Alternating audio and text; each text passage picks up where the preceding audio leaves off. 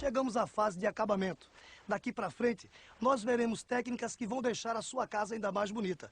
E para começar, vamos falar sobre os blocos. Eles são fabricados industrialmente e apresentam ranhuras e linguetas para seu encaixe.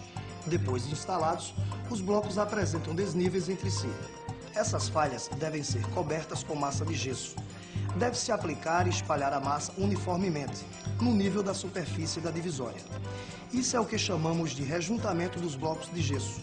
Não se trata de um acabamento, mas de um procedimento obrigatório que você deve fazer, mesmo que a parede receba outros tipos de revestimento. Use a desempenadeira lisa ou espátula para nivelar e arrancar possíveis irregularidades.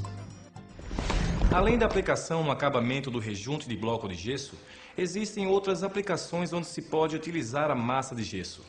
Ela é utilizada no emassamento liso ou texturizado de paredes, por exemplo. Na hora de aplicar a massa de gesso como acabamento, devemos tomar alguns cuidados para garantir o sucesso da aplicação. Mas antes vamos ver como se prepara a massa. Use um balde para separar a quantidade correta da água para a mistura. Lembre-se que em seu manual há uma relação de proporções para você preparar a quantidade necessária e evitar desperdícios. Adicione lentamente a massa de gesso, polvilhando sobre a superfície da água. Deixe o pó absorver a água por cerca de 1 minuto, ou até ele ficar totalmente molhado. Misture com o auxílio de um agitador por cerca de 3 minutos, ou manualmente, por cerca de 5 minutos, até obter uma pasta homogênea e sem caroços. Aplicação da massa de gesso. Em alguns casos, o cliente quer dar uma caprichada no acabamento de sua casa ou apartamento. A nossa casa popular está quase pronta para ser entregue e nós vamos aproveitar para dar uma embelezada nela com algumas técnicas de acabamento. O que vamos fazer é aplicar a massa de gesso, não como rejunte ou reparo dos blocos, mas como acabamento mesmo. Para isso, é preciso que as paredes estejam curadas. A cura de uma divisória de gesso leva 24 horas. Vamos ver com os nossos colegas como se aplica essa massa. Vem comigo. E aí, João, vamos começar? Fala para o pessoal qual o primeiro passo. O lixamento. Exato. Vale dizer que toda a superfície deve ser lixada sem exceção. Então, mãos à obra.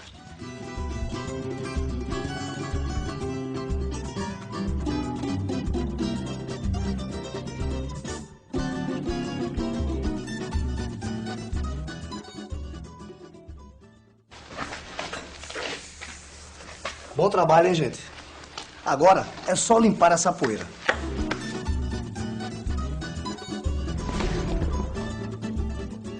Limpe a superfície da parede com um pano semi-úmido. Elimine as partes soltas com a ajuda do desempenho de aço. Antes da aplicação da massa de gesso, é necessária a aplicação de um fundo preparador ou selador sobre as divisórias de gesso. Isso facilita a aplicação da massa e evita defeitos futuros, como bolhas ou manchas. Como dissemos anteriormente, as paredes ou os tetos executados com os pré-moldados de gesso, que são os blocos e as placas, apresentam junções com filetes de cola ou desencontro dos elementos. Por isso, nós lixamos e aplainamos a superfície da parede. Você tem que obter uma superfície fosca com porosidade e rugosidade uniformes.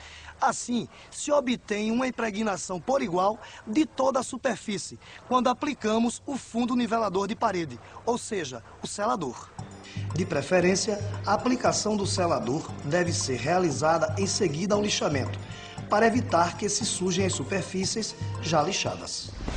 A massa de gesso pode ser aplicada em toda a superfície da parede por razões estéticas, ou em pontos isolados para correção de pequenos defeitos, irregularidade, etc.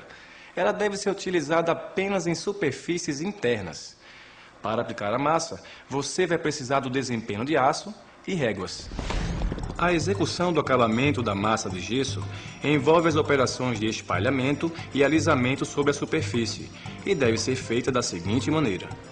Com o auxílio do desempenho de aço inoxidável, espalhe a primeira camada da massa de gesso, procurando cobrir toda a superfície. Assim que a primeira camada perder o brilho superficial, aplica-se a segunda camada, procurando corrigir toda a superfície e deixando a parede em condições de lixamento. Tem muita coisa que a gente pode pendurar na parede. Nas casas populares que você vai construir, os primeiros são o balcão da cozinha e a pia do banheiro. Antes de vermos esses exemplos, refresque a memória sobre a fixação de objetos nas divisórias. O gesso é mais resistente que muita gente pensa, mas como qualquer outro material, existem limites de pressão e carga que um bloco de gesso pode suportar. Muita gente acha que o gesso é frágil porque só conhecem as placas que são usadas no teto como forro. Elas não precisam suportar a mesma carga que um bloco de gesso. Por isso, são mais leves e frágeis. Com o bloco de gesso, a coisa é diferente. Você viu na aula 2 os diferentes tipos de blocos, lembra? Vamos revê-los rapidamente. Bloco de gesso S ou Standard. Apresenta cor branca. É o bloco mais comum. Na nossa casa, usamos o Standard maciço de 10 centímetros. Bloco de gesso Hidro, de cor azul claro. É utilizado em áreas úmidas, pois ele é hidrófobo, ou seja, repele a água. Ele é recomendado para todas as divisórias de dobragem e de distribuição em áreas molhadas, como banheiro, área de serviço e na cozinha. Bloco de gesso GRG, de cor verde claro. São blocos de gessos especiais, reforçados com vidro, utilizados em paredes que receberão carga ou maior pressão. Bloco de gesso GR-GH, de cor rosa claro. São pré-moldados de gesso, reforçados com fibras de vidro e com aditivos hidrorrepelentes, ou seja, que repelem a água. Estes blocos são os mais robustos e reúnem as qualidades do bloco hidro e do bloco GRG. A casa popular que nós estamos construindo só recebe blocos hidro e blocos standard. Apesar de se recomendar o bloco GRG nas paredes que suportarão cargas, isso não quer dizer que a casa popular não possa ter nada pendurado nas paredes. Basta saber como fixar cada tipo de carga. Em função do peso, as cargas são divididas em 3 categorias: leves, médias e pesadas. Veja como se faz.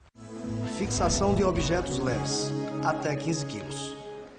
Para fixar objetos leves em blocos maciços ou vazados, são usados colchetes e pregos de aço. Desse de pendurar quadro, você só tem que respeitar a seguinte tabela: 1 prego para objetos até 5 quilos. 2 pregos para objetos até 10 quilos. 3 pregos para objetos até 15 quilos. Vamos dar um exemplo. O José está com este quadro que pesa 6 quilos. Vai precisar de 2 pregos para distribuir o peso do quadro. Você fixa os pregos na parede com um martelo, normalmente como se estivesse pregando em uma alvenaria de tijolos e argamassa. Fácil, não é? Agora, se o objeto que vai ser pendurado tiver entre 15 e 30 quilos, ele é considerado de peso médio. Então, você precisará fazer a fixação com buchas clássicas ou buchas autoperfurantes, que necessitam de uma máquina apropriada. Para isso, use uma furadeira, assim como se faz com uma parede de tijolos. Agora, se o objeto pesa mais de 30 quilos, já é considerado pesado. Aí você pode fixá-lo de 2 maneiras. Observe. Fixação transpassante metálica. Vamos fixar os armadores de rede nas divisórias. Para isso usaremos o ponteiro e a cola de gesso. Depois de marcar o exato local desejado, fure a parede até o outro lado. Fixe o armador no local, depois dê o acabamento com a cola de gesso. Espere secar por 24 horas. Após a secagem completa da cola, a rede já pode ser usada.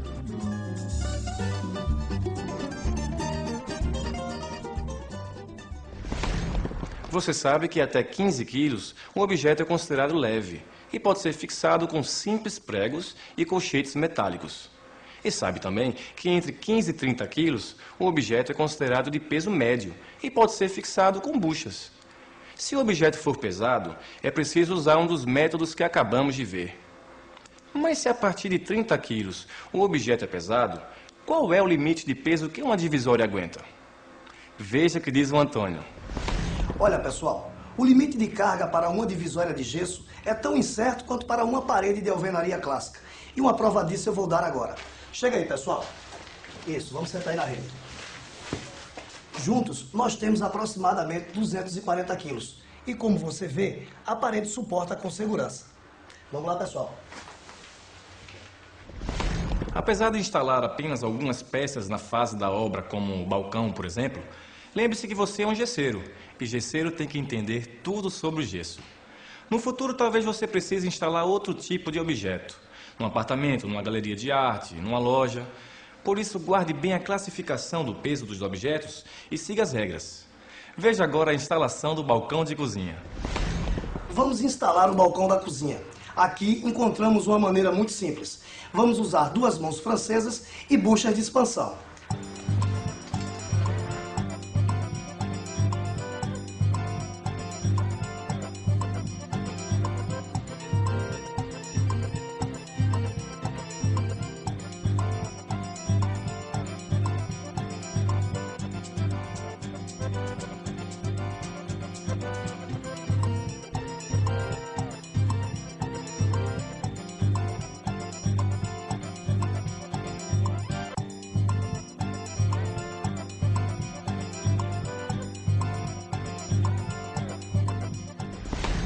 É isso aí, pessoal. Espero que as nossas aulas tenham lhe ajudado a compreender todas as etapas da construção de uma casa de gesso. O seu manual fica com você para a hora em que aquela dúvida pintar.